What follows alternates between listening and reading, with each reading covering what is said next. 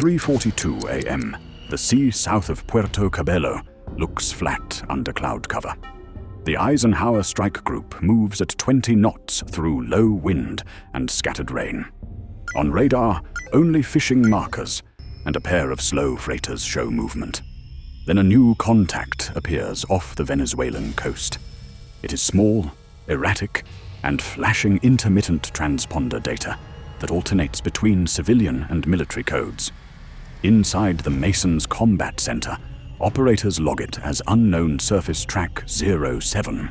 Within minutes, 2 more contacts emerge behind it, holding the same bearing, the same uneven speed. What begins as a curiosity starts to look deliberate. By 4:06 a.m., the Gravely and Mason run a parallel line to the coast, holding station as ordered. The Eisenhower remains at the center of the formation, its deck lights darkened. The strike group has operated inside these waters for 2 days as part of a freedom of navigation patrol. Announced, but unwelcome.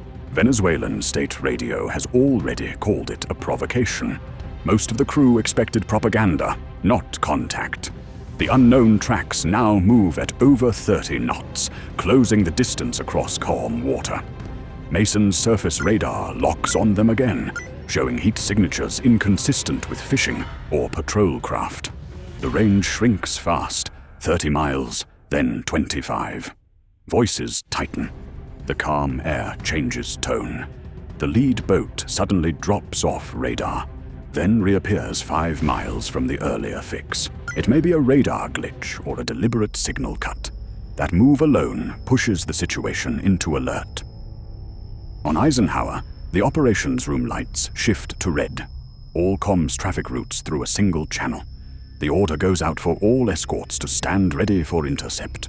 The Venezuelan Coast Guard claims to have boats in the area, but none match these signatures.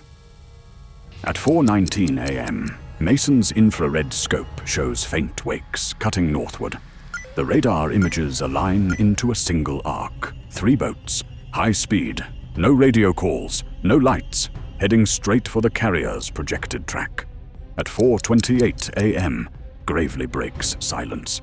Unidentified surface vessels, you are approaching a United States Navy formation in international waters. Identify and alter course. The call repeats in Spanish. No answer. Seconds later, a new voice cuts through the static on a low band frequency. Thick accent, unclear tone. The message lasts 5 seconds. Then silence again. Analysts think it might have been a recording or a test broadcast, but no one is sure. The unknown vessels continue inbound. At 20 miles, the Eisenhower's deck crew moves aircraft below, securing exposed equipment. The situation is no longer an exercise. The sea feels charged even before anything happens. By 4:40 a.m., satellite comms confirm a spike in Venezuelan coastal radar transmissions. Multiple stations along the peninsula light up simultaneously. That coordination is rare and not routine. Mason reports an increase in electronic interference across several channels.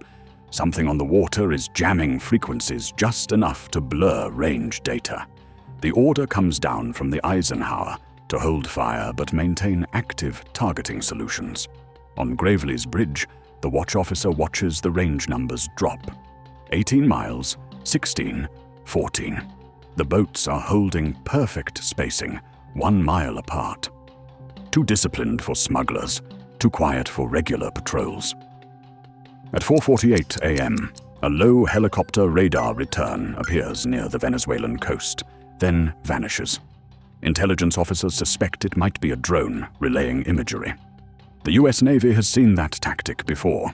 Coastal units feeding visual confirmation back to their operations center before sending out fast boats. The Gravely's Seahawk launches into the dark with its lights off, climbing low across the sea surface. Inside the Eisenhower's command room, the conversation narrows to half sentences.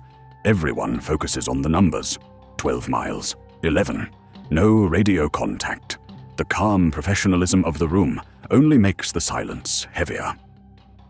At 4:54 a.m., the Seahawk pilot reports visual confirmation. 3 boats, small hulls, black paint, no national markings. Thermal imaging shows 4 to 5 people per vessel. Each boat carries a mounted weapon on its bow.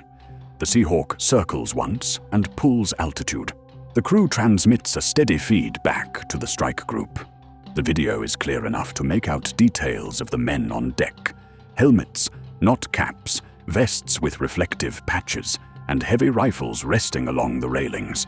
Gravely's captain orders defensive formation.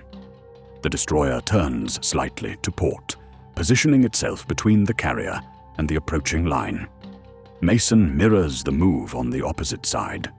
Inside both ships, everything accelerates but stays quiet. At 5:02 a.m., the 3 boats split. 2 veer west, the 3rd continues straight north. The separation looks tactical. Operators call it out instantly. The westward pair could be flanking or simply drawing attention. Gravely's radar marks them. Mason tracks the lead. On the Eisenhower, command authorizes shadow posture, a protocol where escorts match angles but avoid closing range unless directly threatened. The idea is to signal readiness without escalation, but the Venezuelan boats keep closing. The lead craft turns off its navigation beacon entirely. At 10 miles, the situation becomes a standoff moving in slow motion.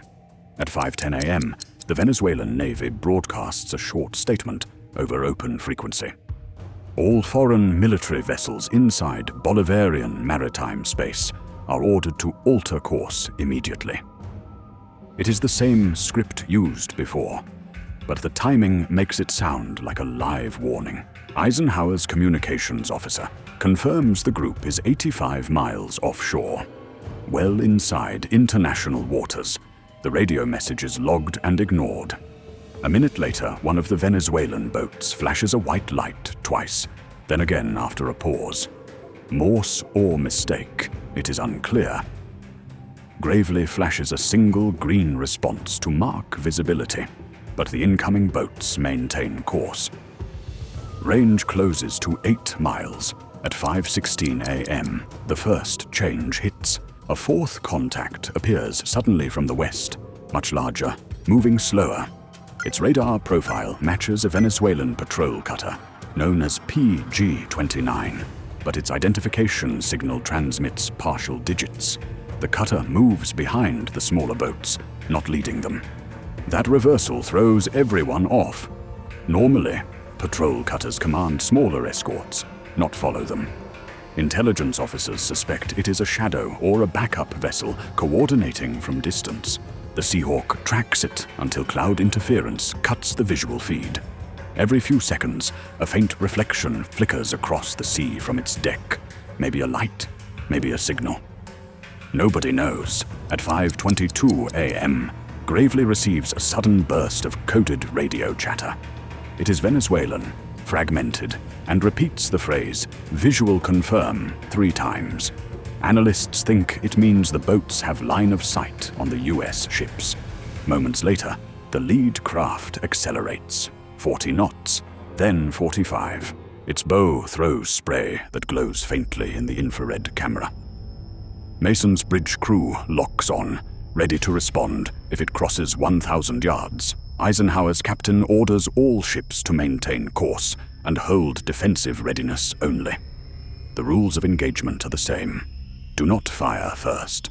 But the radar plot tightens so fast that holding back feels unnatural.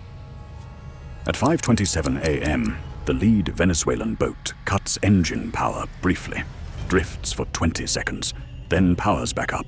That small pause causes a spike of confusion in the US formation. Some think it is mechanical. Others suspect it is a camera maneuver to capture footage.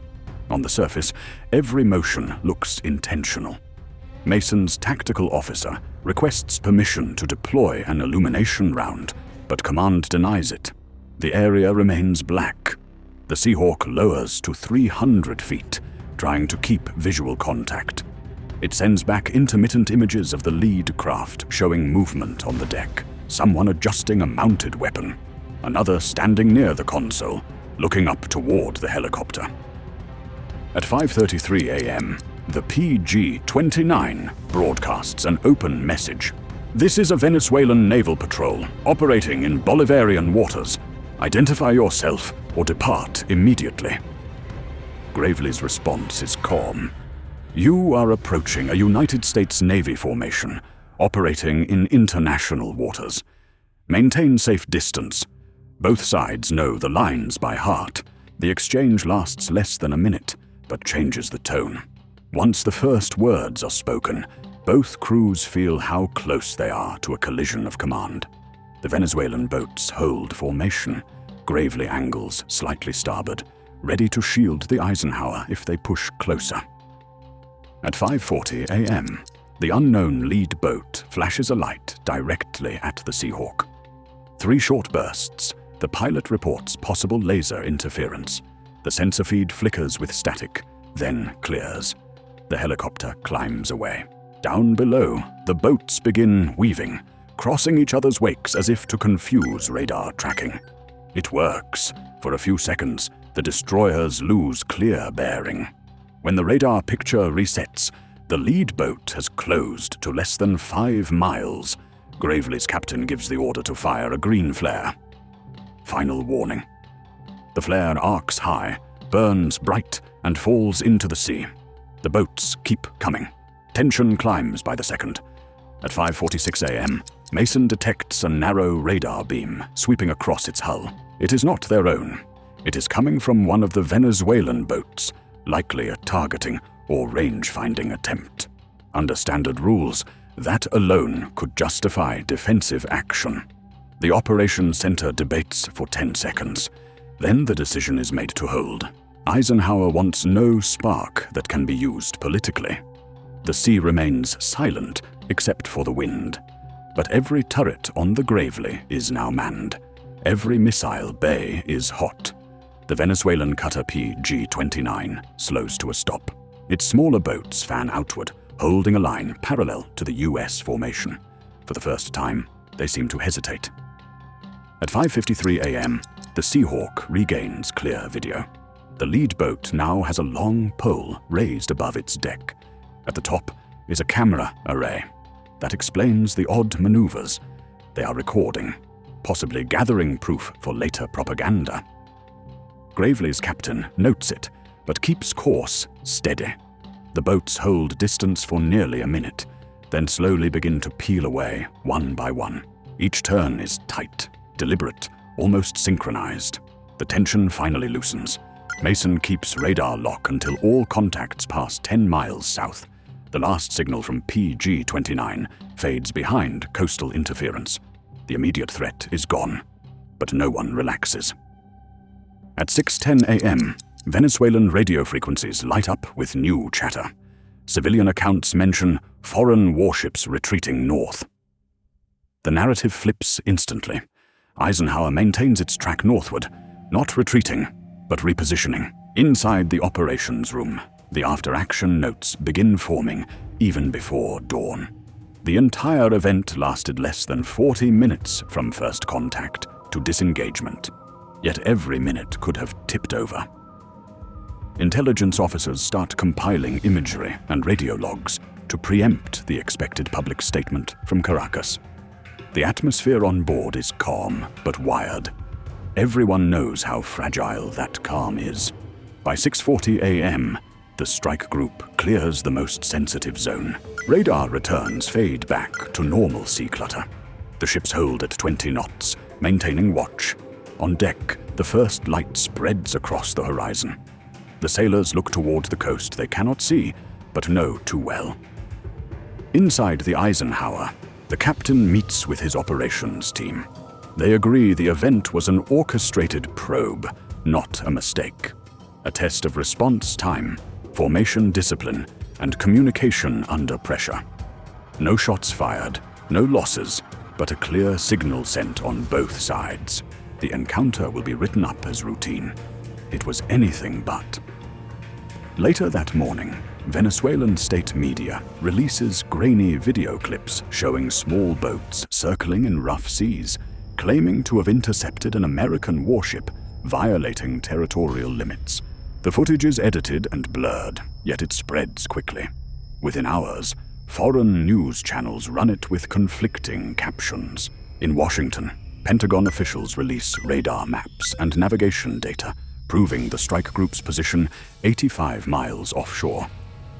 They call the Venezuelan action provocative and unprofessional. Caracas responds that it will defend national sovereignty by all means necessary. Neither side steps back. Words replace weapons, but the tension lingers beneath the surface. By noon, the Eisenhower strike group continues north into open water. The ships hold steady, silent, engines thrumming beneath the decks. No one celebrates. The crew knows the confrontation will repeat in some form. The combination of old radar systems, fast boats, and political pressure guarantees it. Every sailor on watch understands how quickly a low-resolution screen can turn into a decision that changes lives. In these waters, one false signal or one mistimed light is enough. The line between deterrence and disaster remains the width of a wake, and this morning, they stayed just on the right side of it.